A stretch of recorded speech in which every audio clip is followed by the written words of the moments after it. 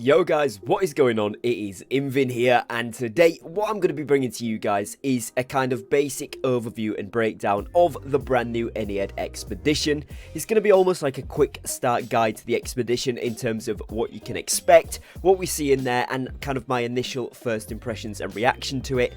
Now, I'll be honest with you guys, I've only run this a couple of times on the PTR, so I'm by no means an expert in this, and it is not going to be a breakdown step-by-step guide of how to clear this dungeon, but instead what it is going to be is kind of a first look at the expedition, some basic tips and tricks that I found out along the way, as well as kind of how the new mechanics work and the new boss fights, that sort of stuff, what you can expect to see and do inside the expedition, and overall what the loot's looking like and stuff like that as well. Now, as you'll see from the gameplay in the background, there is a lot of funky new things within this expedition that utilize some of the new features added into the game, which is a first look in this expedition at those features, which is really cool.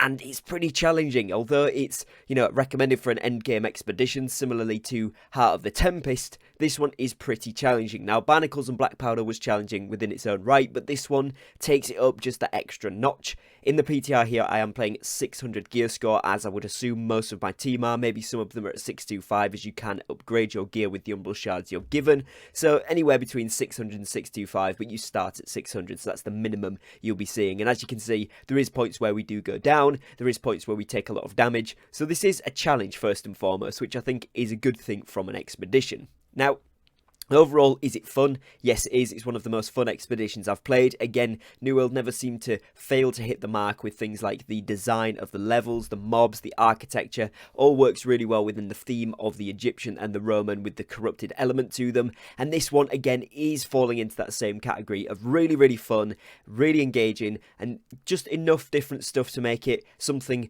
slightly different to what we've seen previously, but also enough familiarity that you can work out what you need to be doing to clear that, which I think is kind of the perfect balance for the expeditions. Now, it will be an endgame one. At this time, we don't know if there's going to be a mutation variant or there isn't one confirmed, but obviously, as you would expect with most of these, we will assume that one is coming in the future. However, that's not something I'm going to touch on in today's video, since we don't have that officially confirmed yet. Now, with this expedition, what you kind of do is start off inside the pyramid. It's the giant pyramid that you've seen from kind of all of the pictures, where it's got the diamond above it floating with the blue lights everywhere, and then the giant pyramid underneath that.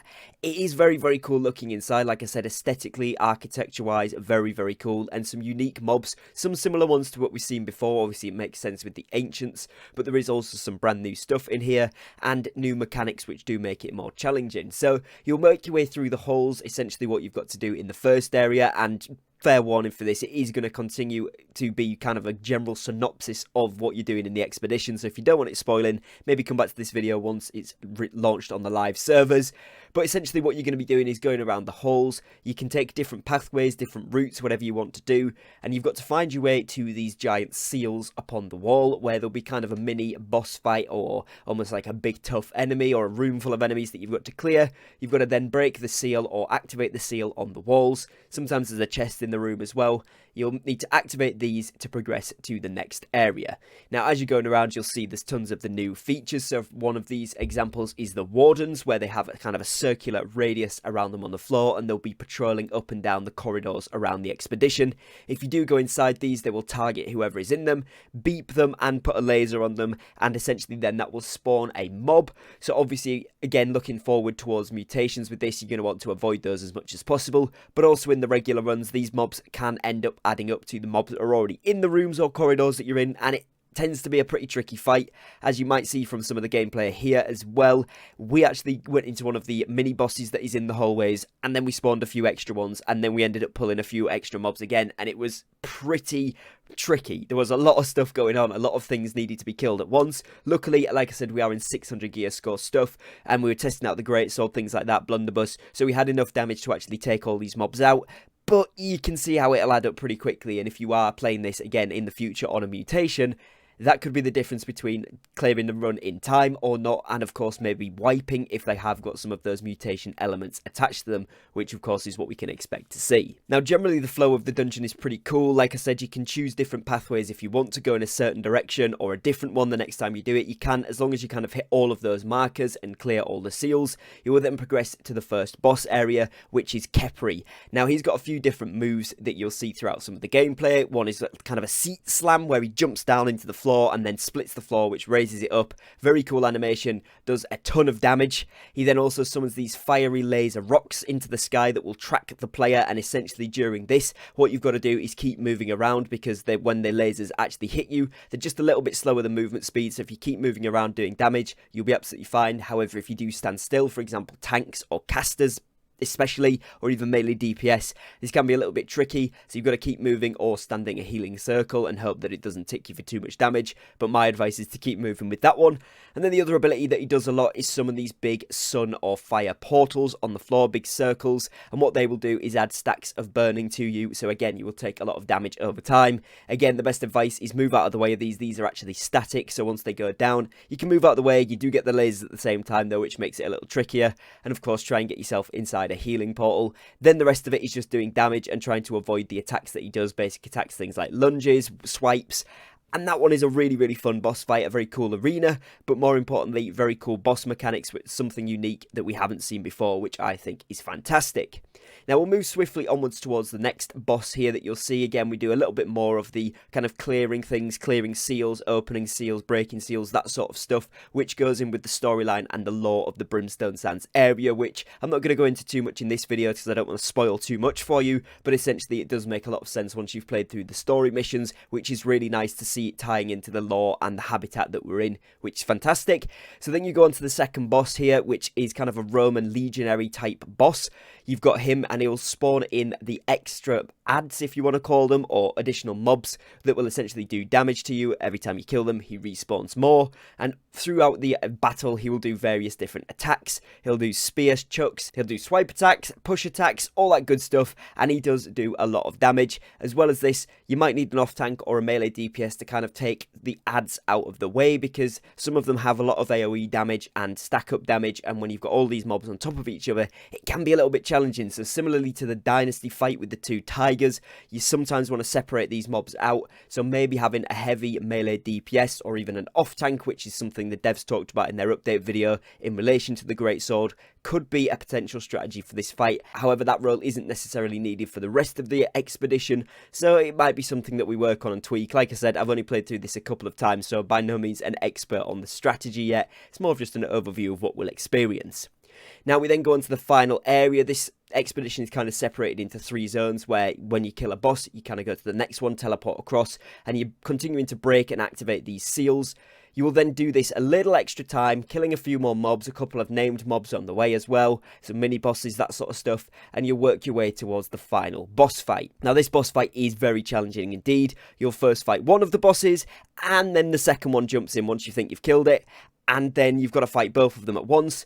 And the snag here is that you've actually got to kill them both at the same time to be able to complete the expedition. So it does add a certain element of challenge, particularly if you're going to be random pubbing this, trying to group up with random players, that sort of stuff. You are going to require people that know the tactic. However, once you've done it a few times, you'll work it out. Now, these bosses do have separate abilities. With one of them, you're going to have to make him run into the pillars to stagger him, to stop him running at players. He'll target you, and you'll see this by a red target above your head. You then need to stand behind a pillar so he runs into it, and then you can go back to attacking him. That's kind of the main phase there. And with the other one, you're going to see him activate all of the 4 pillars around the room. What you will need to do is go over with your Azov staff and charge the pillars so that it overloads and stops shielding him from damage, essentially, and then you can go back to dealing damage to that boss. Now, when you get both of these at the same time, as you can imagine, it does become quite fun quite quickly, mixed in with all of the other various abilities and vast amount of moves and dynamic attacks that they do. This can become quite a challenging fight, but it is a lot of fun, and again adds a brand new element to stuff that we haven't yet really seen across New World and Eternum, which I think is a really positive thing, even if it is a little bit tricky.